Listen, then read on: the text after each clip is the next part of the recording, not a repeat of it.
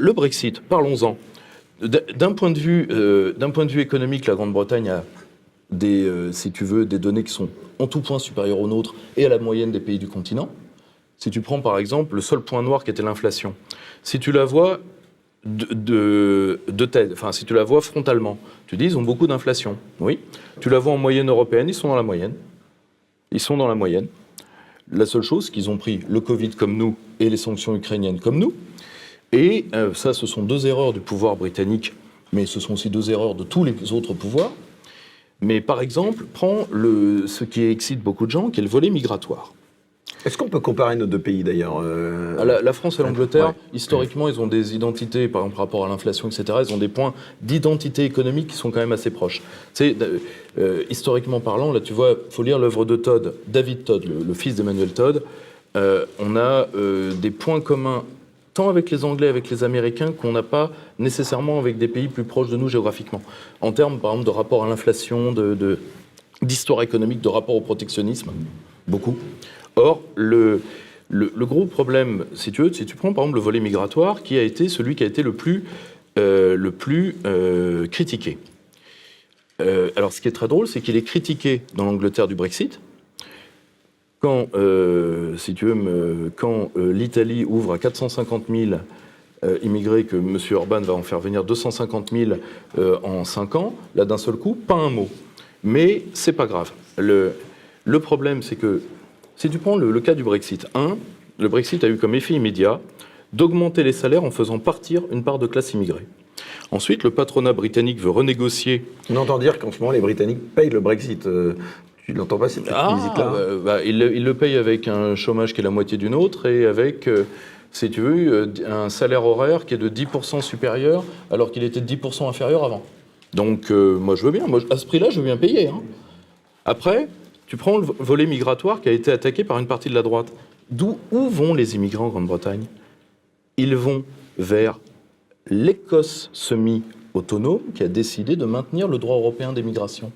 Puisqu'elle veut la sécession, aidée par Bruxelles d'ailleurs, et au passage qui a été applaudie par une partie de la droite française, jusqu'au moment où on s'est rendu compte que le chef de l'autonomisme écossais était un grand remplacé.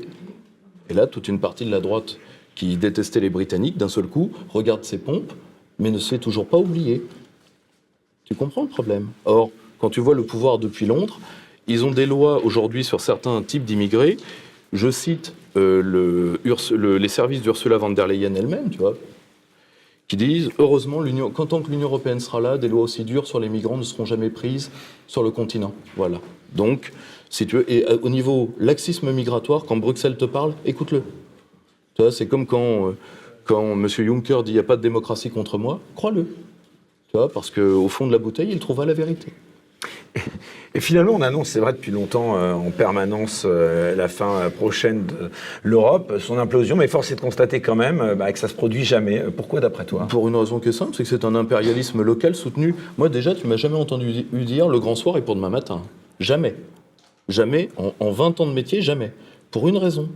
Les structures impériales mettent toujours très longtemps à se désagréger. Point d'histoire du développement. 2, l'Union européenne est un impérialisme local, principalement germanique, qui sous-tend un impérialisme global qui a fait de la création de l'Union européenne sa plus grande opération extérieure. Je rappelle que Jean Monnet, par exemple, travaillait pour les Américains, c'est dans sa biographie tout à fait officielle, dès l'époque de la SDN. Donc si tu veux, à l'exception de Nixon qui était sceptique et de Trump qui était hostile, tous les présidents des États-Unis ont eu à cœur de créer cette chose et de la maintenir. Là, tu as le retour des germano-américains, ce qu'on appelle les germano-américains au département d'État de M. Biden. Et Biden fait du maintien de l'Union européenne un de ses buts de guerre pour une raison que d'ailleurs les souverainistes ont expliqué en long, en large et en travers depuis 20 ans, ce qu'on appelle le stratagème des chaînes. C'est-à-dire que quand tu as des pays dont tu veux te débarrasser, soit tu les attaques militairement, ou le plus simple, tu essayes de les fédérer. C'est-à-dire que tu les attaches ensemble, c'est le dilemme du prisonnier, c'est-à-dire il y en a un qui tire à droite, l'autre qui tire à gauche, tu en as deux de neutralisés, terminé. Je te rappelle que lors du Brexit, M. David Cameron est allé supplier Barack Obama de venir menacer son propre peuple sur son territoire. Et donc Barack Obama se pointe, menace le peuple britannique, leur dit « si vous ne votez pas bien, l'Amérique prendra des sanctions contre vous ». Le problème, c'est que ça a eu, les Anglais n'étant pas totalement des lavettes, ça n'a pas eu tout à fait l'effet L'effet escompté. Or, est-ce que tu vois ce que c'est la xénocratie d'un mec qui est Premier ministre d'un pays et qui dit à sa puissance tutélaire, écoute, les locteux risquent de voter contre moi, si ça t'ennuie de venir leur foutre un flingue sur la tempe, ça me rendrait un fier service. Donc, voilà ce que c'est le mental que l'Union européenne c'est a instillé intéressant. partout. Comment t'expliques justement, pour faire la transition avec l'esprit, on va dire français, comment t'expliques qu'ils aient eu peut-être le courage, selon toi, de le faire, et que l'idée du Frexit en France, elle ait autant de mal à s'imposer? Parce que, dans les faits, on en est loin. Alors, elle a autant de mal à s'imposer pour deux raisons. Premièrement, On ferait des navettes, premièrement les gens... Déjà, premièrement... Déjà, Ouais, c'est vrai. déjà, tu as deux choses. Premièrement, Tu veux dire que la Tu as- parole avait été respectée.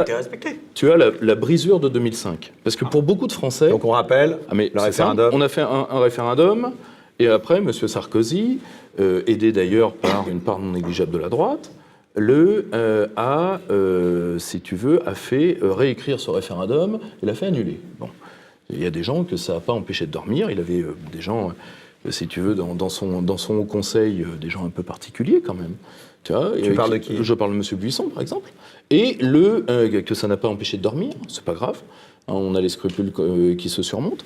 Mais le problème, c'est que quand tu dis à un peuple... Tu parles de Patrick Buisson. Je parle de Patrick Buisson, tout à fait. Ça ne l'a pas empêché de dormir, il n'a pas démissionné, c'est pas plein. Donc, qui ne dit mot, consent. Tu crois que c'était lui, personnellement, qui était...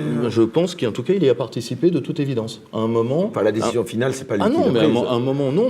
Mais comme disait Chevènement, quand on n'est pas content, on claque la porte. Tu vois? Bon. Parce que c'est drôle. Et ça aurait été un homme de gauche qui aurait trahi. On serait tous d'accord pour dire qu'il a trahi. Dès que c'est quelqu'un qui est de notre bord, on a une sorte de tolérance à ça. Ce deux poids, deux mesures, on ne pourra pas se le permettre si un jour on arrive au pouvoir. Il faut être très net. Donc moi, j'essaye de ne pas l'avoir. Or, le vrai problème qui se pose à nous, c'est que une fois que tu as brisé un peuple en lui disant, de toute façon, tous les vrais votes déterminants, je les annulerai par voie parlementaire. Bon, premièrement, ça veut dire que tu as réveillé la coucheuse de l'histoire, tu as réveillé la violence politique. Il ne faut jamais oublier, le vote, ça n'a jamais été inventé pour câlin, bisous, bougie. Tu vois, comme à chaque attentat, pas du tout. Le vote, ça a été inventé pour qu'on évite de régler ça à la main.